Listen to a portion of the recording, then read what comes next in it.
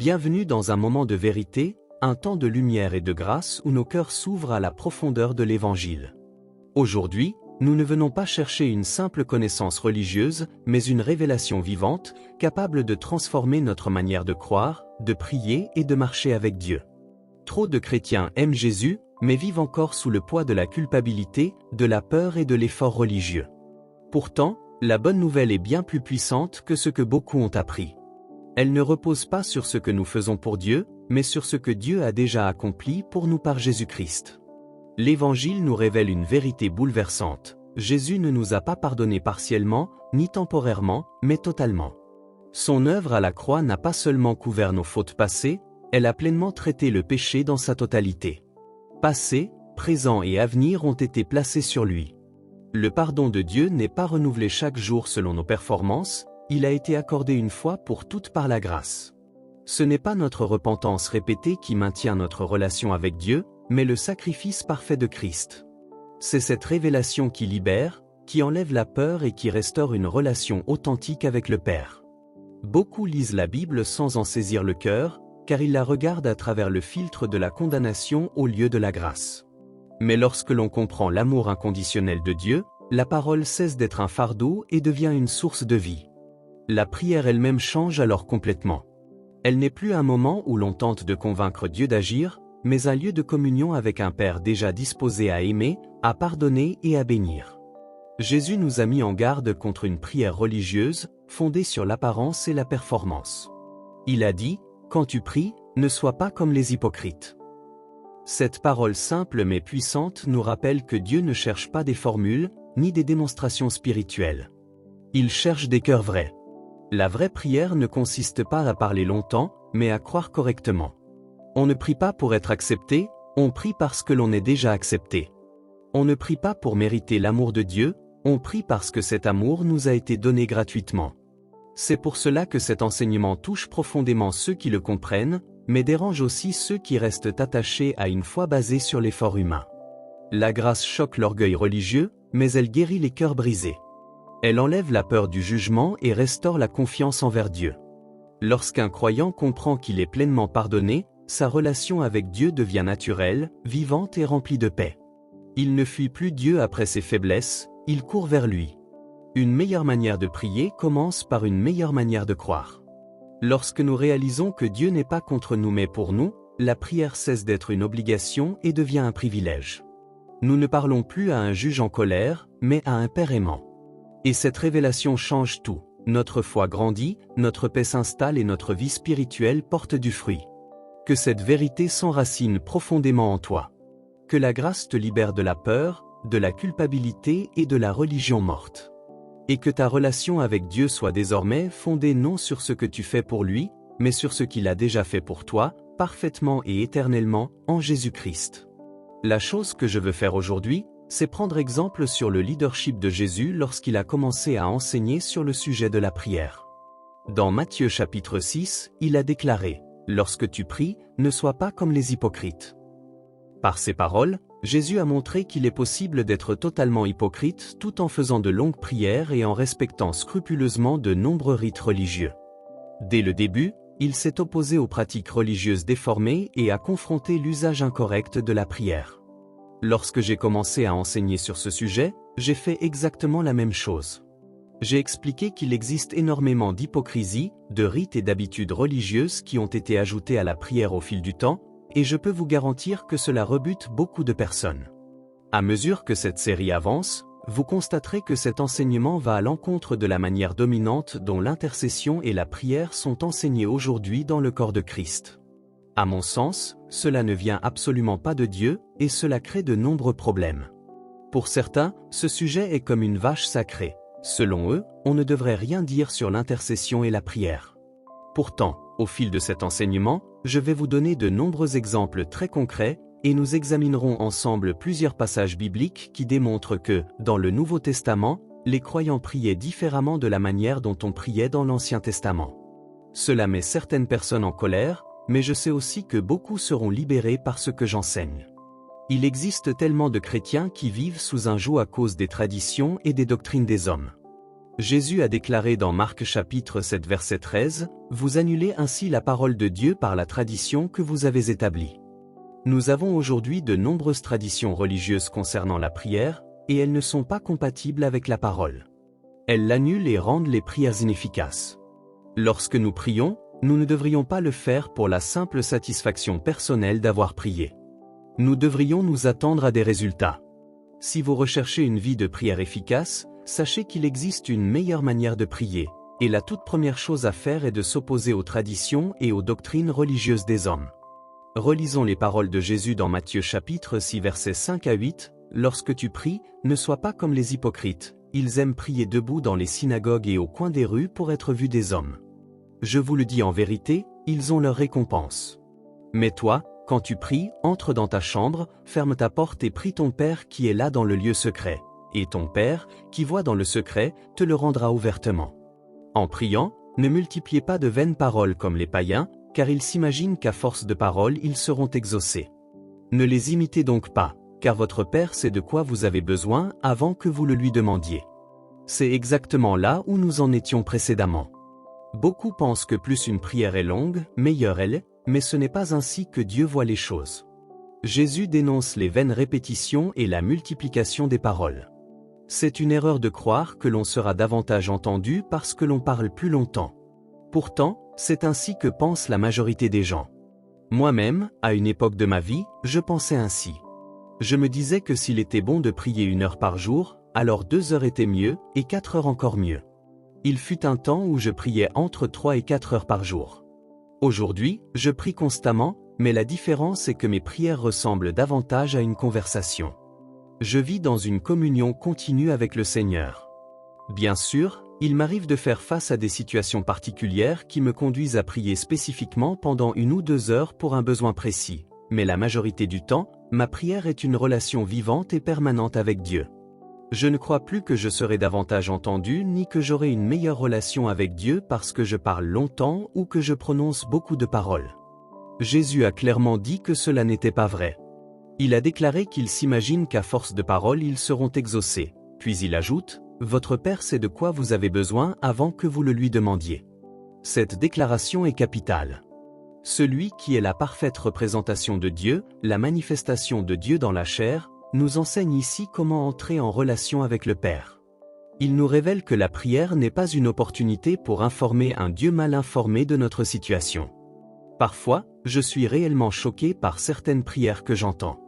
Beaucoup de personnes pensent que Dieu ignore totalement ce qui se passe dans leur vie et qu'elles doivent tout lui expliquer dans les moindres détails. Elles décrivent les rapports médicaux, la gravité de leur situation, comme si Dieu n'en avait pas conscience. Si vous croyez devoir convaincre Dieu de la gravité de vos circonstances afin qu'il agisse, alors vous avez commencé sur de mauvaises bases. Dieu est omniscient. Il connaît tout à votre sujet et comprend votre situation mieux que vous-même. La prière n'est pas faite pour informer Dieu, car votre Père sait déjà de quoi vous avez besoin avant même que vous le lui demandiez. Si vous comprenez réellement ce que Jésus enseigne ici, une question légitime surgit naturellement. À quoi bon prier? Pourquoi mentionner mes problèmes à Dieu s'il connaît déjà tout? Quel est le but de la prière? Je répondrai à ces questions plus tard, mais elles sont logiques et nécessaires. Si Dieu est omniscient, s'il nous aime déjà, et si ce n'est pas à nous de le convaincre, alors pourquoi prier? Il existe pourtant d'immenses bénéfices attachés à la prière, et nous les verrons en détail. Ce que je veux que chacun comprenne, c'est que la prière n'est pas une tentative d'informer un Dieu distrait ou indifférent. Parfois, ce serait presque amusant si ce n'était pas si triste d'entendre certaines manières de prier. Il existe même des chants qui traduisent cette fausse perception, comme si Dieu ne voyait pas ce qui se passe sur la terre, comme s'il n'était pas attentif ni concerné. De telles paroles sont une insulte à la nature même de Dieu. Si cet enseignement vous met mal à l'aise, c'est parfois nécessaire, car il faut souvent déraciner les mauvais fondements avant de pouvoir en poser de bons. C'est exactement ce que Jésus a fait. Avant d'expliquer ce qu'est la prière, il a d'abord montré tout ce qu'elle n'est pas. Il a confronté les traditions religieuses des hommes. Aujourd'hui encore, l'Église est remplie de traditions, particulièrement dans le domaine de la prière. Mais la vérité libère. Jésus poursuit dans Matthieu chapitre 6 verset 9 en disant « Voici donc comment vous devez prier, Notre Père qui es aux cieux, que ton nom soit sanctifié. » Beaucoup pensent que cette prière doit être récitée mot pour mot, alors qu'elle est avant tout un modèle. Elle n'est pas une prière de la Nouvelle Alliance telle que nous la connaissons après la résurrection, car Jésus nous a enseigné à prier en son nom. Elle nous fournit des principes. Le psaume 100 déclare « Entrez dans ses portes avec reconnaissance, dans ses parvis avec des chants de louange ». De la même manière, Jésus nous montre comment nous approcher de Dieu. Lorsque nous entrons dans sa présence, au lieu de commencer par une longue liste de problèmes, nous devrions commencer par glorifier Dieu, reconnaître qui il est, proclamer sa grandeur et sa bonté. Que ton règne vienne, que ta volonté soit faite sur la terre comme au ciel. Confessez qui est Dieu plutôt que la taille de votre problème. Cette prière n'est pas donnée pour être répétée mot pour mot, mais pour nous apprendre une posture du cœur. Lorsque vous louez le Seigneur, votre problème rétrécit à vos propres yeux. Quand vous magnifiez Dieu, votre foi s'élève. Plus Dieu grandit dans votre vision, plus la difficulté perd son pouvoir. Voilà la sagesse de la vraie prière, une communion fondée sur la vérité, la foi et la révélation de qui est réellement notre Père Céleste. Ainsi, au lieu de confesser toutes vos peurs, vos doutes et votre incrédulité, commencez par louer Dieu et par lui rendre grâce pour sa réponse, plutôt que de ressasser continuellement votre problème. Jésus termine cette prière au verset 13 en disant « Car c'est à toi qu'appartiennent, dans tous les siècles, le règne, la puissance et la gloire. Amen. » Commencez votre prière en louant Dieu et terminez-la de la même manière. Pas nécessairement en utilisant exactement les mêmes mots, mais en appliquant ce principe spirituel, la louange au début, la louange à la fin, et votre requête quelque part au milieu. Si vous vous approchez de Dieu avec cette attitude, cela vous évitera de vous sentir submergé par la gravité ou l'impossibilité apparente de votre situation. Le problème restera à sa juste place. Vous demeurerez encouragé, affermi et protégé du découragement. Pourtant, beaucoup s'approchent de Dieu en disant « Ô Dieu », puis se lancent dans une longue énumération de leurs difficultés, décrivant à quel point leurs circonstances sont terribles et impossibles. Le médecin dit que je vais mourir, et il ne mentionne même pas ce que Dieu dit. Il ne confesse pas les Écritures, comme le psaume 118 verset 17 qui déclare « Je ne mourrai pas, je vivrai, et je raconterai les œuvres de l'Éternel ». Ils confessent leurs craintes, leurs doutes et leur incrédulité, alors que ce n'est pas ce que Dieu nous demande de faire. Jésus nous montre ici la manière de prier, et non les mots exacts à répéter. Commencez par dire « Notre Père qui es aux cieux, que ton nom soit sanctifié », c'est une louange. C'est reconnaître sa sainteté et sa suprématie. Il est écrit dans Philippiens chapitre 2 versets 9 à 11 que Dieu lui a donné le nom qui est au-dessus de tout nom, afin qu'au nom de Jésus tout genou fléchisse dans le ciel, sur la terre et sous la terre. Tout ce qui porte un nom doit se soumettre au nom de Jésus, que ce soit le cancer, la leucémie, le sida ou toute autre maladie, si cela a un nom, cela doit plier le genou devant le nom de Jésus. Si vous commencez par l'adorer et par vous rappeler ses vérités avant de lui présenter votre requête, cela vous fortifiera. C'est exactement ce que Jésus enseigne ici. Nous entrons dans ses parvis avec des chants de louange, nous rendons grâce, puis nous prions, que ta volonté soit faite sur la terre comme au ciel. Pourtant, beaucoup récitent ces paroles des centaines de fois tout en déclarant ensuite que ce n'est pas la volonté de Dieu que l'on soit en bonne santé, ni que l'on prospère, que la souffrance serait nécessaire pour devenir meilleur. Mais ces pensées sont en contradiction directe avec cette prière. Au ciel, il n'y a ni maladie, ni souffrance, ni tristesse, ni dépression. Rien de tout cela n'existe. Si nous croyons réellement ce que nous prions, nous devrions également nous attendre à des résultats surnaturels sur la terre.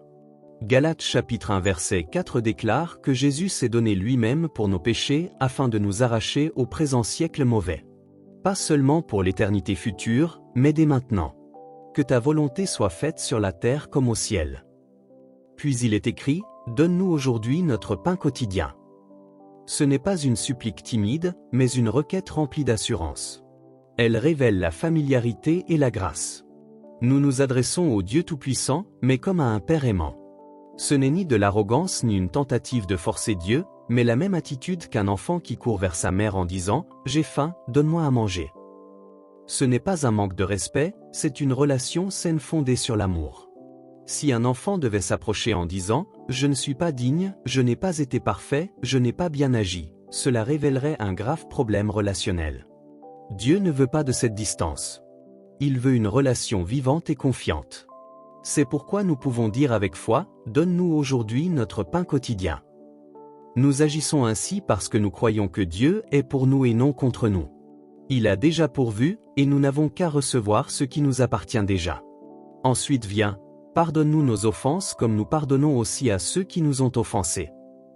Cela nous rappelle que la vie de prière doit être accompagnée de l'amour et du pardon envers les autres. Puis Jésus dit, « Ne nous expose pas à la tentation, mais délivre-nous du mal ». C'est une prière pour la direction divine, pour la sagesse de Dieu, afin d'éviter les pièges, les mauvais choix et les chemins dangereux. Enfin, la prière se conclut comme elle a commencé, « Car c'est à toi qu'appartiennent, dans tous les siècles, le règne, la puissance et la gloire. » Amen. Vous commencez en déclarant sa grandeur, vous terminez en proclamant sa souveraineté. Insérez vos requêtes au milieu de la louange. Comme un sandwich, une tranche de pain en bas, une au-dessus, et la requête au centre. Louange au début, louange à la fin. Plus Dieu est élevé dans votre cœur, plus votre problème diminue à vos yeux. Tout ce que Jésus enseigne ici va à l'encontre de la pensée religieuse. Il n'a pas commencé par définir ce qu'est la prière, mais par démontrer ce qu'elle n'est pas. Il a éliminé les fausses conceptions avant d'enseigner la vérité. C'est exactement ce que nous faisons, enlever les traditions, les raisonnements religieux et les fondements erronés. Certaines de ces paroles peuvent déranger, mais regardons honnêtement les fruits. Comment va votre vie de prière? Porte-t-elle réellement du fruit? Beaucoup croient que Dieu guérit, mais luttent pour recevoir. Ils croient à la paix, à la joie et à la provision, mais n'en font pas l'expérience. Ils prient, demandent, mais ne voient pas les réponses. Et lorsque l'on remet en question certaines traditions, les gens s'offensent. Pourtant, si ce que nous faisons ne fonctionne pas, il serait sage de rester ouvert à quelque chose de différent. La grande majorité des croyants ne sont pas pleinement satisfaits de leur vie de prière.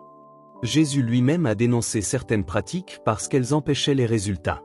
Si vous priez pour être vu, si vous vous fiez à la longueur de vos prières, si vous pensez devoir expliquer vos problèmes à Dieu comme s'il les ignorait, alors il est temps d'apporter des correctifs. La première chose à faire avant d'apprendre comment prier efficacement, c'est de se débarrasser des concepts religieux imposés par les hommes et de revenir simplement à ce que dit la parole de Dieu. C'est cette vérité, et elle seule, qui rend réellement libre. Nous voulons vous rappeler que Dieu n'a jamais voulu que les croyants marchent seuls. Il place dans le corps de Christ des personnes consacrées, formées et animées d'un véritable cœur de compassion, afin que les uns portent les fardeaux des autres. La prière demeure une expression vivante de l'amour fraternel et de la communion spirituelle. Ce message s'inscrit dans une série d'enseignements visant à nous conduire vers une meilleure manière de prier, une prière fondée non sur la religion, mais sur la révélation de la grâce et de la vérité. Nous prions que ce que vous avez entendu ait fortifié votre foi, éclairé votre compréhension et renouvelé votre relation personnelle avec Dieu. La prière n'est pas un rituel figé, mais une relation vivante entre un père aimant et ses enfants. Elle devient puissante lorsque nos cœurs sont alignés avec la parole et que notre confiance repose sur ce que Dieu a déjà accompli. L'Écriture nous rappelle que la foi vient de ce qu'on entend, et ce qu'on entend vient de la parole de Dieu. C'est pourquoi l'enseignement de la parole est essentiel à la croissance spirituelle. Dieu désire que sa vérité soit semée profondément dans nos cœurs, car cette semence produit tout le reste dans le royaume. Il est écrit que le peuple de Dieu périt faute de connaissance, non par manque de bonne volonté, mais par manque de compréhension. Lorsque la parole n'est pas connue, la foi demeure faible, la prière devient incertaine et la relation avec Dieu se fragilise. Mais lorsque la vérité est révélée, elle libère, elle restaure et elle produit la vie. Jésus a dit que la vérité nous rendra libres, et cette liberté commence par une juste connaissance de Dieu, de son caractère, de son amour et de sa volonté. La volonté de Dieu n'est pas cachée ni mystérieuse, elle s'exprime à travers sa parole. Lorsqu'elle est semée dans un cœur humble, elle produit la foi, la paix, la joie et la transformation. Le royaume de Dieu fonctionne par la semence et la récolte spirituelle. Plus la parole est reçue, méditée et crue, plus elle porte du fruit dans la vie du croyant. C'est ainsi que la prière devient efficace, non parce qu'elle est longue ou intense, mais parce qu'elle s'appuie sur la vérité révélée. Nous vous encourageons à demeurer dans la parole, à la laisser façonner vos pensées, corriger vos croyances et transformer votre manière de prier. Lorsque la connaissance de Dieu grandit, la peur diminue, la foi s'affermit et la relation devient naturelle. Que votre vie de prière soit nourrie par la vérité, guidée par l'Esprit et enracinée dans la confiance que Dieu est bon, fidèle et attentif. Que la parole de Dieu demeure richement en vous, afin que votre foi porte du fruit et que votre communion avec le Père soit vivante, profonde et remplie de paix. Nous vous retrouvons très prochainement pour continuer à grandir ensemble dans la vérité de l'Évangile.